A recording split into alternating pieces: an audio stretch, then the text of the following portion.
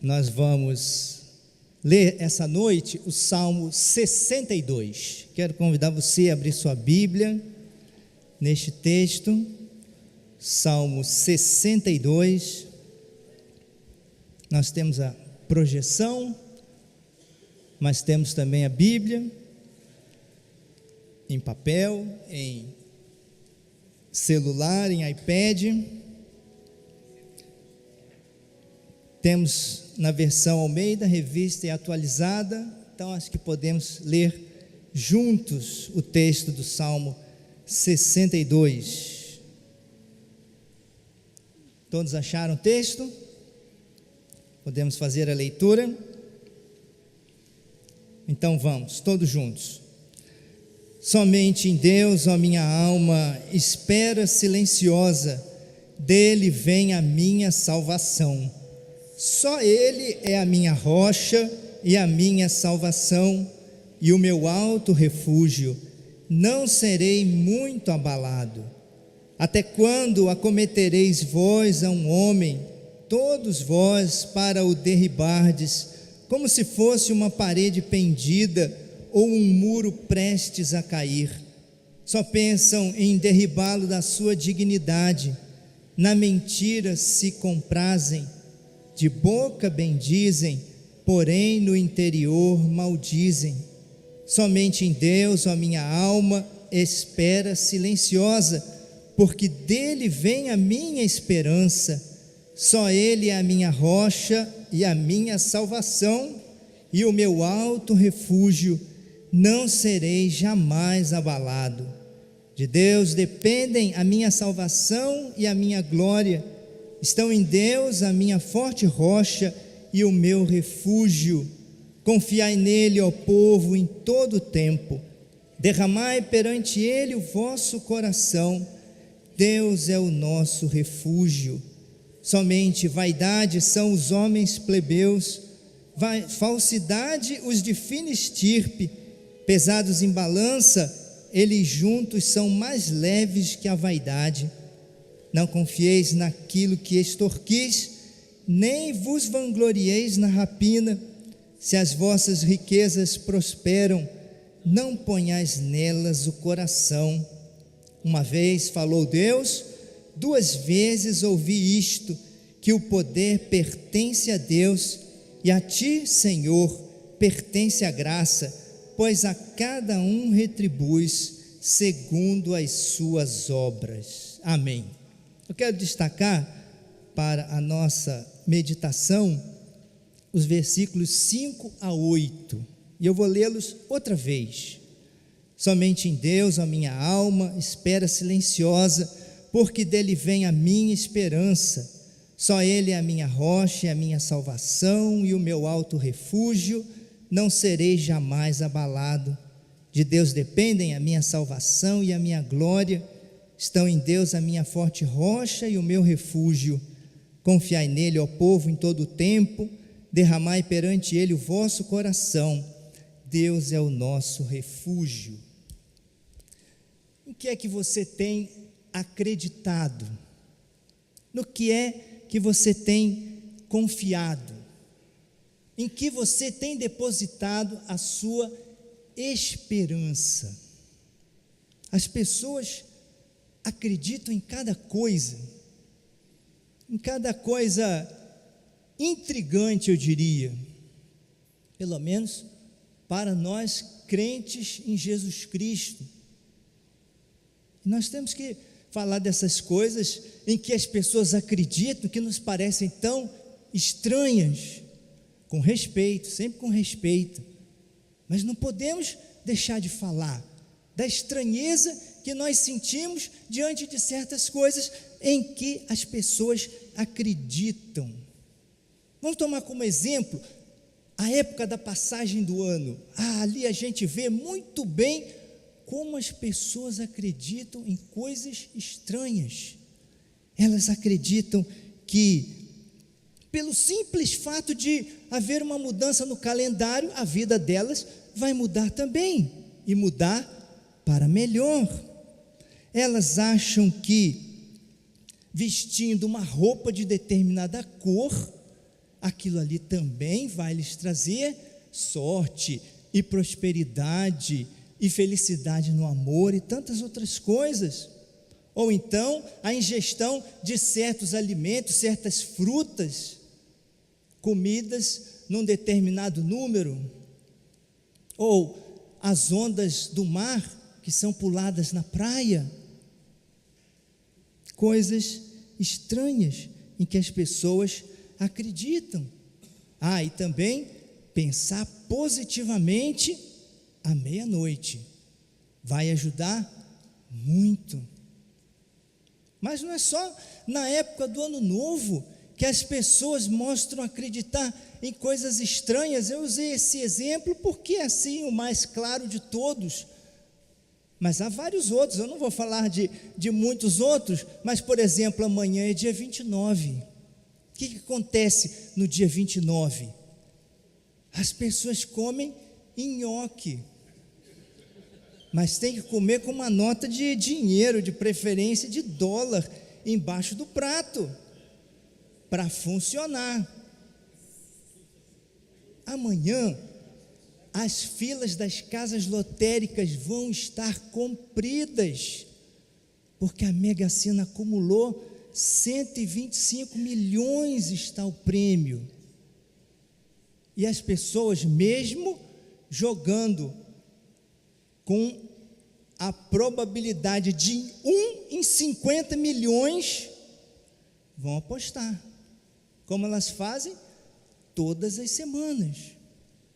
Aí tem que acreditar em duas coisas: tem que acreditar que o prêmio da Mega Sena vai trazer felicidade, e tem que acreditar também que você vai conseguir ganhar jogando com a chance de 1 em 50 milhões.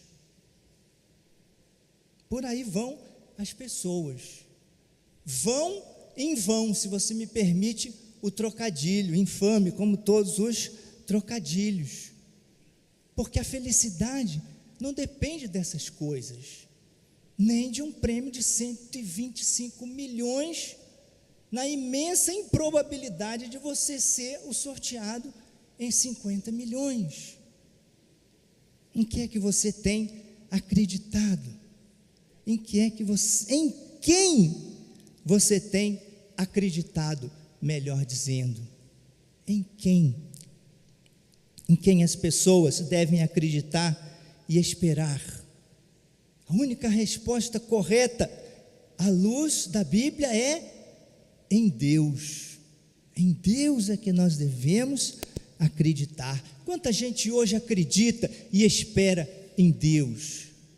Muita gente, ainda muita gente, mas esse número está diminuindo a cada ano. Como viver sem fé e esperança em Deus? O grande escritor cristão do século XX, Chesterton, dizia que o problema de quem não acredita em Deus não é que essa pessoa passe a não acreditar em nada. O problema de quem não acredita em Deus é que essa pessoa acredita em tudo, em qualquer coisa, em qualquer tolice. É preciso esperar em Deus. Espere em Deus. É isso que diz o Salmo 62. É isso que o salmista diz à sua alma. Olha o versículo 5, ele está no imperativo: somente em Deus, ó minha alma, espera silenciosa. Sim, o salmista fala com a sua alma, fala sozinho, fala consigo mesmo. E ele não é louco, não são loucas as pessoas que falam sozinhas. Eu falo sozinho. Eu aprendi com o poeta espanhol Antônio Machado que quem fala só espera um dia falar com Deus. Aí eu entendi por que eu sempre gostei de falar sozinho, porque quem fala só espera um dia falar com Deus. E é isso que o salmista está fazendo aqui, falando com ele mesmo, com a sua própria alma. É muito interessante o conceito de alma, em hebraico, a língua em que foi escrita o Antigo Testamento, porque a alma é a vida, literalmente a alma é a garganta, o órgão da respiração. A alma representa o ser humano pela sua respiração, pela sua necessidade de ar, sem o qual nós não podemos ficar por mais do que alguns pouquíssimos minutos. O ser humano pode ficar vários e vários dias sem comer, várias e várias horas sem beber água, mas apenas uns pouquíssimos minutos sem ar. E a alma indica isso, o órgão da respiração. A alma indica isso, que nós somos seres cheios de necessidades urgentes, cheios de carências, e o ar é a mais imediata e a mais significativa de todas elas.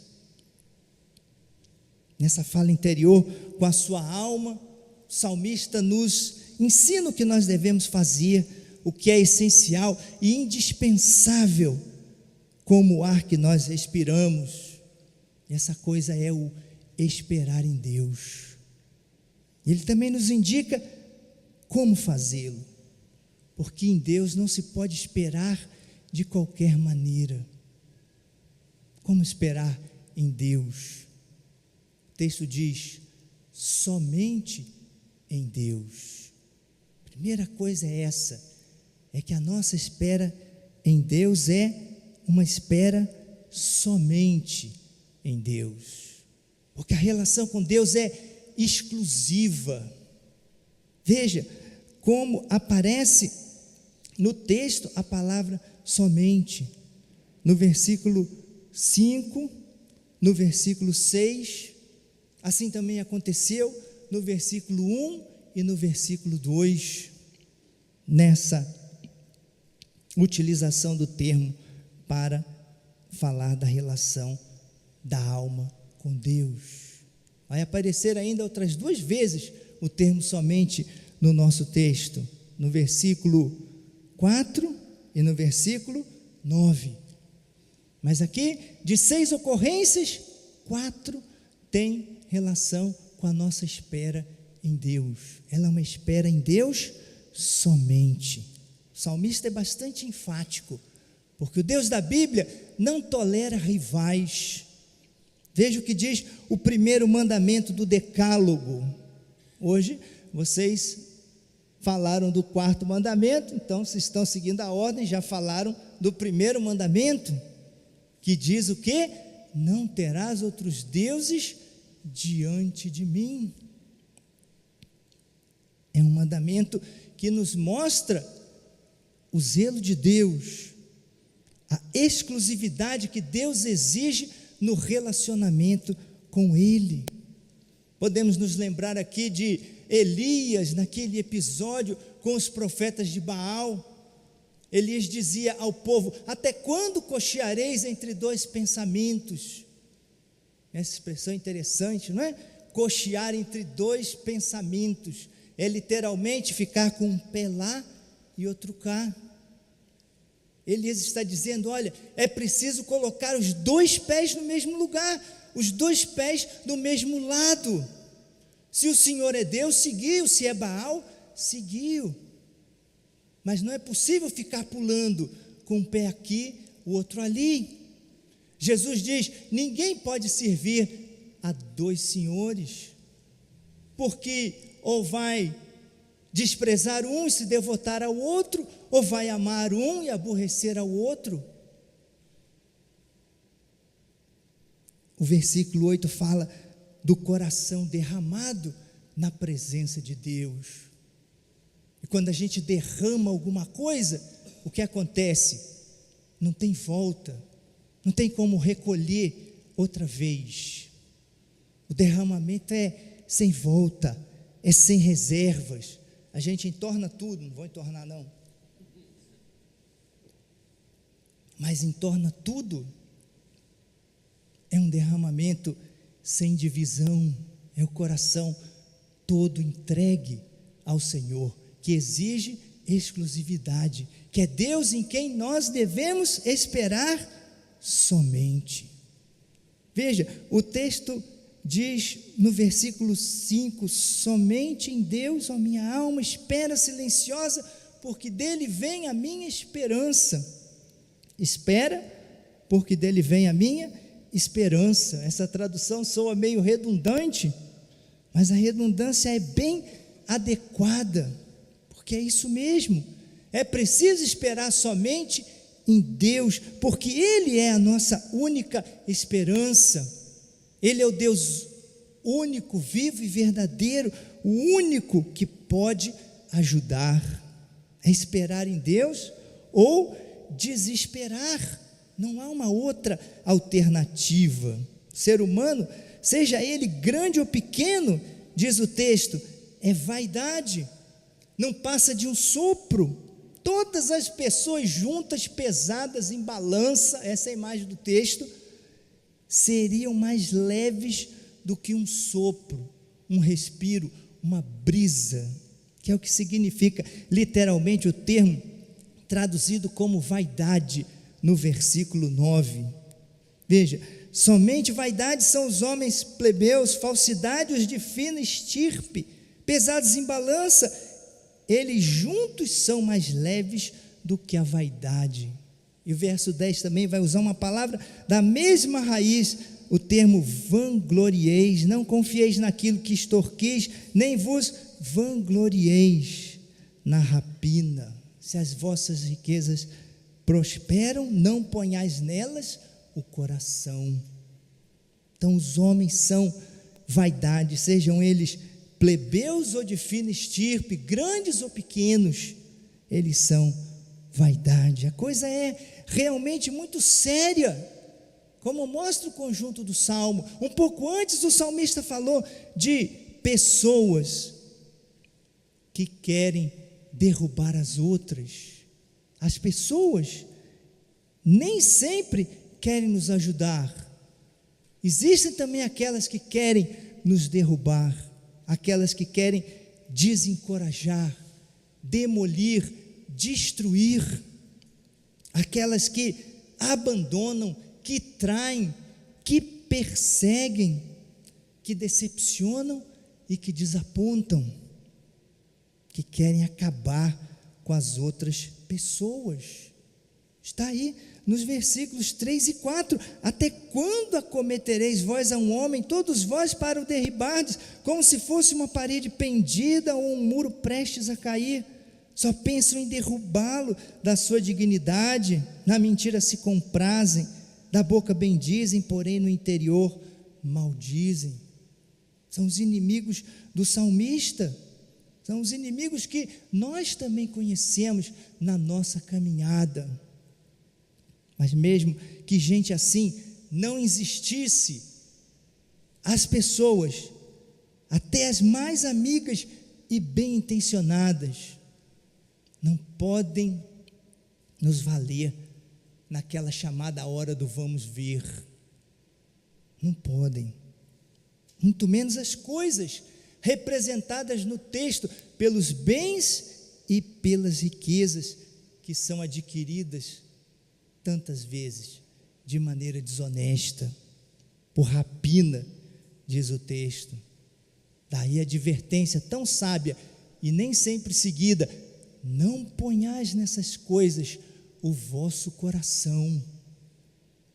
Que ninguém se iluda com o seu dinheiro, que ninguém espere nada dele, nem do humano, que é tão fugaz, que é tão efêmero como um sopro.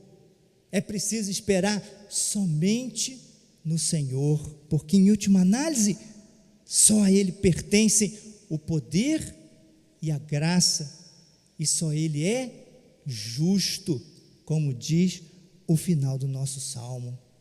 Lutero canta no Castelo Forte essa grande verdade: a força do homem nada faz, sozinho está perdido. De Deus nós dependemos e de mais ninguém. A Ele nós servimos e a nenhum outro Deus. Só na força de Deus nós confiamos, só perante Ele nós derramamos o nosso coração, só a Ele nós recorremos, só com Ele nós contamos, somente nele esperamos. A espera em Deus é em Deus somente.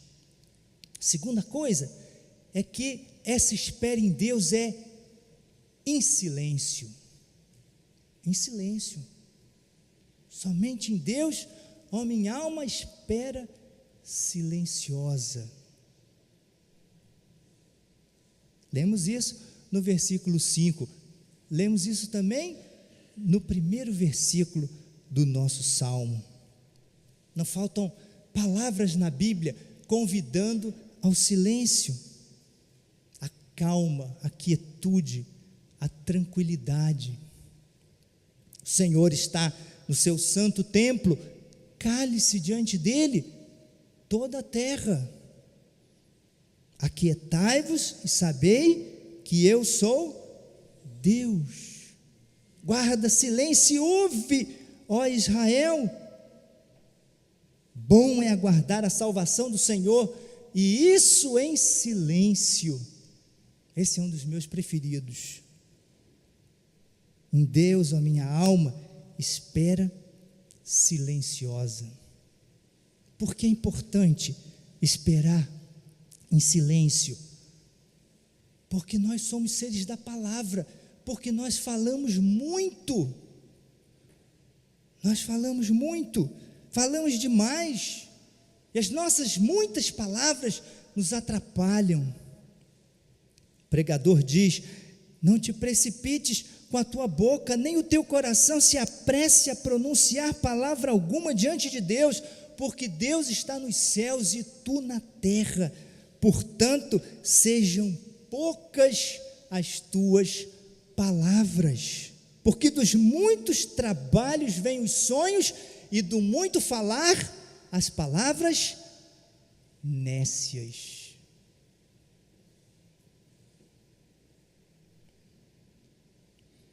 Até o insensato passa por sábio quando ele se cala, diz o livro dos Provérbios. As muitas palavras nos são prejudiciais. Mais do que isso, as nossas muitas palavras nos impedem de ouvir a voz de Deus, de perceber o seu agir. Precisamos fazer silêncio para ouvir. É preciso esperar em Deus em silêncio. É o convite a assumir uma atitude humilde, submissa à soberania de Deus, uma atitude de quem aguarda com paciência e certeza o atendimento do Senhor, livre de inquietações, ansiedades, livre de dúvidas e de medos. Quem confia e espera em Deus não vive a multiplicar palavras de queixa ou de súplica. Isso é coisa de gentios de Jesus e não coisa de crentes. O que é que Jesus diz? E orando, não useis de vãs repetições como os gentios, porque eles pensam que pelo seu muito falar serão ouvidos. Não vos assemelheis, pois, a eles. O crente não vive multiplicando palavras, nem ao Senhor, muito menos se atreve a dar ordens a Deus. Nós dizemos a Deus aquilo que nós temos que dizer a Ele em nossa oração, que nós fazemos muitas vezes sem palavras, a nossa oração que nós fazemos muitas vezes sufocada por lágrimas, por gemidos, por suspiros. Fazemos isso e descansamos no seu amor, tranquilos, quietos, calados, em paz. Jesus diz, concluindo a sua fala sobre não orar como os gentios, Por que que não é preciso usar de vãs repetições? Por que que não é preciso o muito falar? Porque Deus, o vosso Pai, sabe o de que tendes necessidade antes que lhe o peçais. Então não precisa falar muito, não precisa falar nada, porque Deus sabe. E se Deus sabe, Ele vai agir, e Ele não vai falhar, e Ele não vai sequer demorar em socorrer. Ó minha alma, espera somente em Deus, e espera silenciosa. Por fim, é esperar em Deus em todo tempo, sempre, somente, silenciosamente e sempre. Fica tudo com S, para ficar mais fácil de guardar.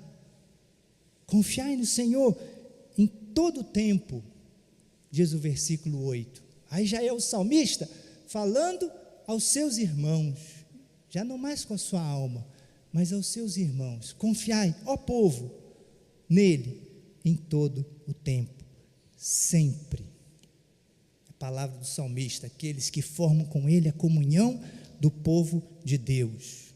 Aqui aparece traduzido, confiar não muda praticamente nada o teor e o tema do discurso, porque confiar é o equivalente muito adequado de esperar, são quase sinônimos. Aqui no caso são o mesmo campo semântico, a ideia é a mesma, confiar ou esperar. É preciso esperar no Senhor em todo o tempo, não só de vez em quando, não só quando tudo vai bem, não só quando tudo vai mal, mas sempre, haja o que houver, venha o que vier. Nós temos que fazer como Jacó, esperar sem cansar e nem desistir. Lembra-se de Jacó, lá no val do Jaboque, na sua luta com aquele homem que representava o próprio Deus. Eu não te largo, enquanto não me abençoares. Não te deixarei ir, se não me abençoares. Eu não te largo, enquanto não me abençoares.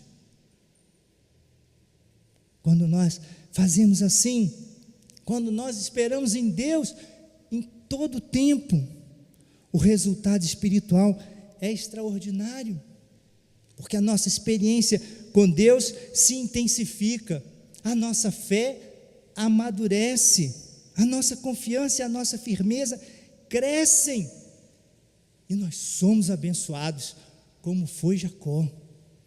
Ele diz, eu não te largo enquanto não me abençoares, e 3 versículos depois o texto diz, e ele, o homem que lutava com Jacó, o abençoou ali. Ele foi abençoado. Veja, outra vez, os versículos 2 e 6. Você não deve ter reparado, quando a gente fez a leitura da primeira vez, o texto é muito rico, muito cheio de nuances, coisinhas sutis, mas que nós podemos perceber muito bem na excelente tradução do Almeida. Veja o que diz o versículo 2, só Ele é minha rocha, minha salvação, meu alto refúgio, não serei muito abalado. E o que diz o versículo 6?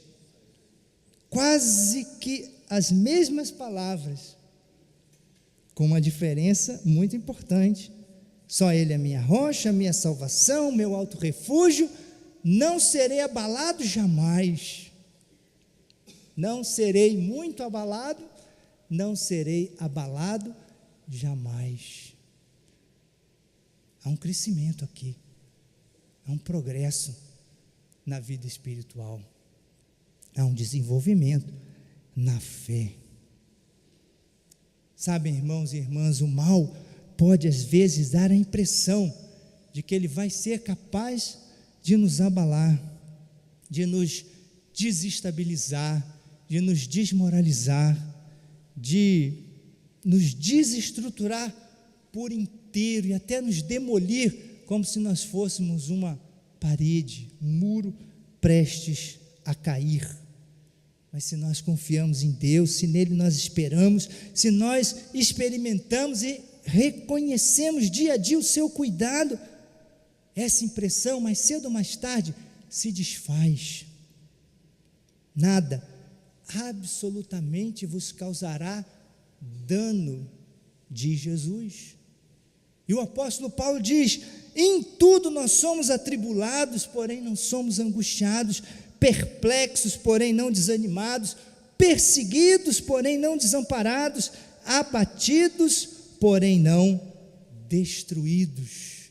Porque nós estamos ligados a Deus, numa aliança eterna e inquebrável, e do seu amor em Cristo Jesus, nada jamais nos poderá separar. Sendo assim, o que importa é que nós perseveremos, que nós permaneçamos firmes na esperança em Deus, sempre, em todo o tempo. É fácil esperar? Não é fácil. Mesmo em Deus, não é fácil esperar, muito ao contrário. Eu considero esperar a coisa mais difícil do mundo. Me peça qualquer coisa, menos para esperar, porque nós somos impacientes, porque nós temos pressa, porque nós queremos tudo ao mesmo tempo agora, como diz o título de um álbum do Titãs, do tempo que eu era jovem. Ele disse que eu sou jovem, eu já fui jovem. No tempo que eu era jovem, os Titãs lançaram um álbum com esse título, Tudo ao Mesmo Tempo Agora. É isso aí, é assim que nós queremos as coisas. É compreensível, a nossa fome e sede de vida são muito grandes. O Djavan diz que nem que eu bebesse o mar encheria o que eu tenho de fundo. Mas isso é impossível, ter tudo ao mesmo tempo agora. Tudo tem o seu tempo próprio, e as coisas muitas vezes demoram a acontecer, e elas nem sempre dependem de nós apenas. Se é assim, não há outro jeito, é preciso esperar, ter e manter a esperança, que é o que nos faz viver. Enquanto há esperança, há vida. O ditado diz que enquanto há vida, há esperança. Eu acho que é o contrário. Enquanto há esperança, há vida. E a esperança tem que ter objeto. Não existe a esperança na esperança, como não existe a fé na fé. Tem que haver um objeto para a fé e para a esperança. Em que ou em quem está a sua esperança? A palavra de Deus nos ensina: somente em Deus, ó minha alma, espera silenciosa, porque dele vem a minha esperança. Confiai, portanto, nele em todo o tempo. É preciso esperar em Deus, somente, silenciosamente, sempre. Que seja assim o seu viver, cada um dos seus dias, até a volta do Senhor, a nossa esperança. Amém.